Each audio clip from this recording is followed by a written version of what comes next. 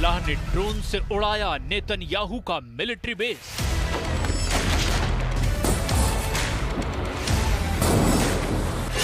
दस अड्डे पर हिजबुल्लाह ने बरसाया बेहिसाब बारूद।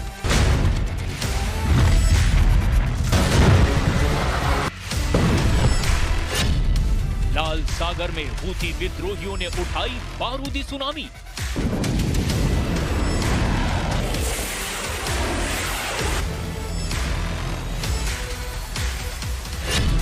इजराइल का जॉइंट अटैक, लेबनान को जला देगी आईडीएफ।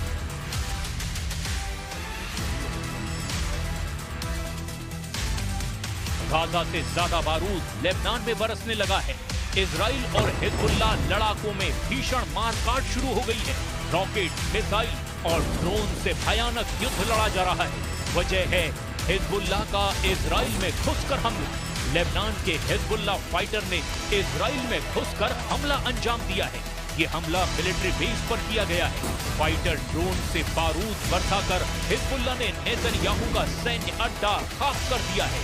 हमले के बाद हिजबुल्लाह की तरफ से दावा किया गया। लेबनान बॉर्डर के करीब इजराइल के किबुत्ज मिलिट्री बेस को ड्रोन धमाके से दहलाया गया। इजराइल का ये मिलिट्री बेस लेबनान बॉर्डर से महज 22 किलोमीटर दूर अमियाद इलाके में मौजूद है। इस हमले के बाद हिजबुल्लाह ने एक वीडियो रिलीज कर यहूदी दुश्मनों की तबाही का मैसेज भी दिया। हालांकि इस वीडियो में गोलान हाइट्स में मौजूद इजरायली सैन्य अड्डे पर लगातार मिसाइलें दागी दिखाई गई है। हिजबुल्लाह के लड़ाके 21 अगस्त को हुए इजराइल हमले के बाद से बौखलाए हुए हैं। हिजबुल्लाह के सरगना नसरल्लाह ने हर हाल में इजराइल से खलील अल मकदाह की मौत का बदला लेने का ऑर्डर दे दिया है। अल मकदाह हमास का कमांडर था जिसे इजराइल ने ड्रोन धमाके से उड़ा दिया। अल मकदाह को ऐसी मौत दी गई जिससे हिजबुल्लाह तिलमिला उठा है। बुधवार की दोपहर लेबनान के सिडोन शहर में अल मकदाह गाड़ी से सफर कर रहा था और लेबनान में हिजबुल्लाह लड़ाकों की पहरेदारी में अल मकदाह हर बात से बेफिक्र था। लेकिन सिडोन शहर में भारी ट्रैफिक के बीच अचानक गाड़ी जोरदार धमाके से उड़ा दी गई। जिस गाड़ी में धमाका हुआ उसमें हमास के अल अक्सा शहीद ब्रिगेड का कमांडर खलील अल मकदाह मौजूद था। खलील अल मकदाह लेबनान में अपने भाई मुनीर अल मकदाह से मिलने के लिए पहुंचा था। मुनीर अल मकदाह ईरान के रिवोल्यूशनरी गार्ड्स का खास एजेंट के तौर पर कुख्यात है। लेबनान में दोनों भाई इजराइल के खिलाफ बड़े हमले की प्लानिंग करने वाले थे, जिसकी भनक लगते ही इजराइल ने मकदाह ब्रदर के सफाई का इंतजाम कर दिया। खलील और मुनीर अल मकदाह दोनों ईरानी रिवोल्यूशनरी गार्ड्स की मदद से हमास, हिजबुल्लाह और हूथियों का फंडिंग नेटवर्क संभाल रहे थे। दोनों भाई इजराइल पर हमले की प्लानिंग से लेकर हाईटेक हथियारों का बंदोबस्त भी सभी विद्रोही लड़ाकी गुटों के लिए कर रहे थे।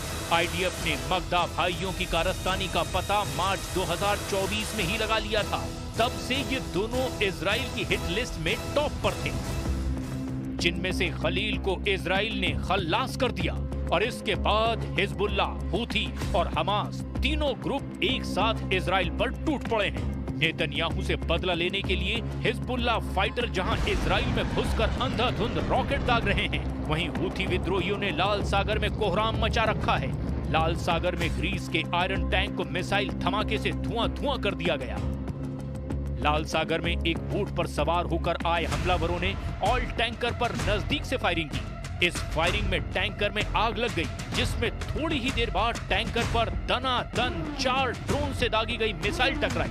हमला यमन के बंदरगाह शहर होदेदा से 140 किलोमीटर दूर समुद्र में हुआ। ग्रीस के जहाजरानी मंत्रालय ने टैंकर का नाम सोनियन बताया है, जिसके चालक दल में 25 लोग थे और ये इराक से साइप्रस जा रहा था। जिस समुद्री मार्ग पर यह हमला हुआ वो दुनिया का सबसे बिजी सी रूट है।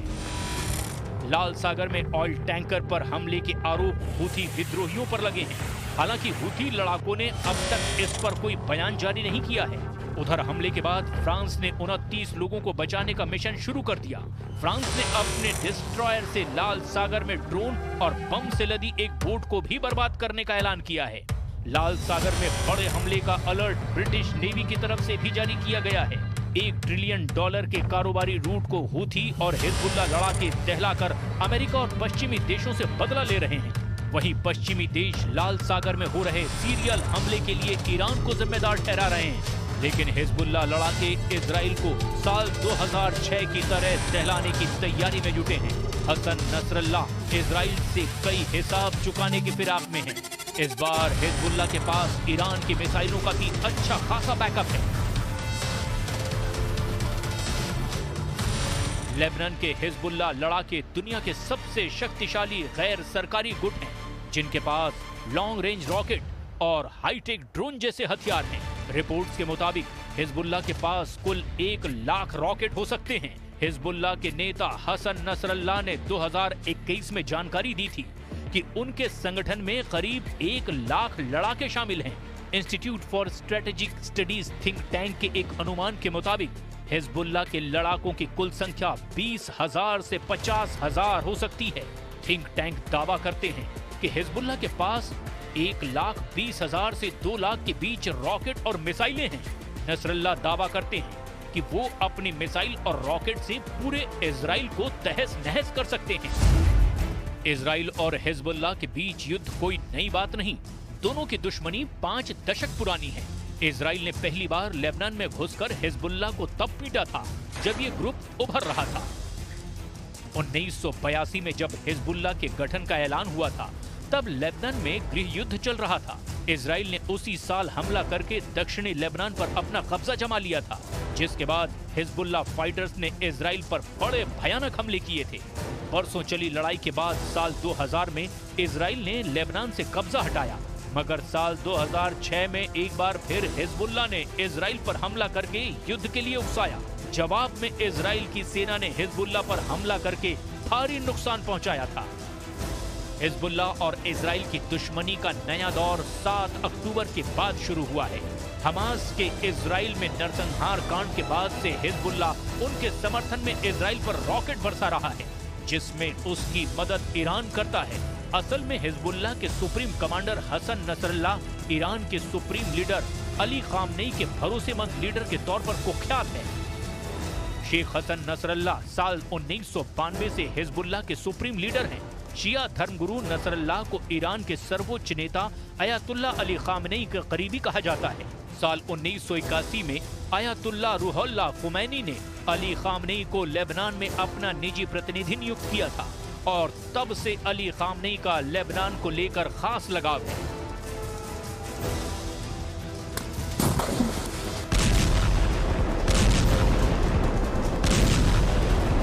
इजराइल से दुश्मनी भी हिजबुल्लाह और ईरान में दोस्ती की सबसे बड़ी वजह है। हिजबुल्लाह इजराइल को निशाना बनाने के लिए इसीलिए भी नहीं हिचक रहा, क्योंकि ग्रुप में ये खौफ फैला हुआ है कि किसी भी दिन इजराइल नसरल्लाह का शिकार कर सकता है। इजराइल के डर से इसीलिए भी हसन नसरल्लाह सार्वजनिक जगहों पर नहीं दिखते। नसरल्लाह के मजहबी तकरीरें टीवी के जरिए लड़ाकों को दिखाकर उनका हौसला बढ़ाया जाता है। इस्माइल हानिया और दाइफ की मौत के बाद नेतन्याहू के निशाने पर याह्या सिनवार और हसन नसरल्लाह टॉप पर हैं। पूरे लेबनान में इस वक्त अलर्ट है। आर पार के युद्ध के बढ़ते खतरे के बीच चीन ने भी अपने नागरिकों से फौरन लेबनान से दूर निकल जाने की एडवाइजरी जारी की है। वैसे भी अब हिजबुल्लाह का एक और हमला पूरे लेबनान की तबाही की वजह बन सकता है।